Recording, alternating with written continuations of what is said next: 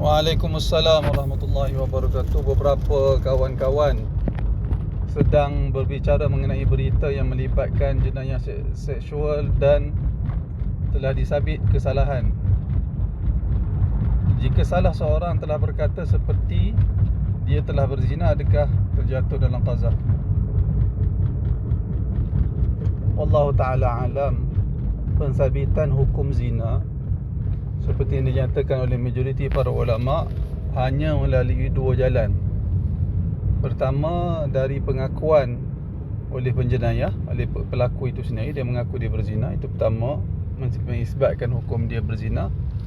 Dan yang kedua, melalui jalan penyaksian 4 orang saksi yang melihat kejadian zina itu berlaku, benar-benar berlaku.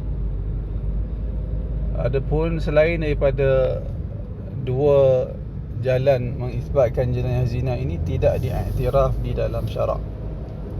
Oleh kerana itu, undang-undang yang dijalankan tidak memenuhi apa yang dikehendaki oleh syarak, tidak mengisbatkan kesalahan zina. Tidak mengisbatkan kesalahan zina. Adakah orang yang bercakap tentang kes zina dikira sebagai hukum qazaf? Wallahu alam, tengok apa yang dia maksudkan. Kalau dia maksudkan merujuk kepada hukuman yang telah dijatuhkan itu, hukuman yang tidak syar'i yang telah dijatuhkan itu, dia seperti perkhabaran kepada sesuatu yang berlaku, dia tidak menuduh. Kalau dia menuduh, maka dia qazaf.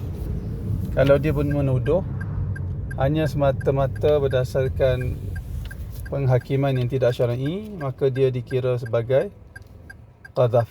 Kalau dia dengan penghakiman yang tidak syar'i itu, lalu dia mengisbatkan jenayah zina ke atas seseorang, maka dia termasuk dalam hukum qazaf ataupun perbuatan qazaf. Wallahu a'lam.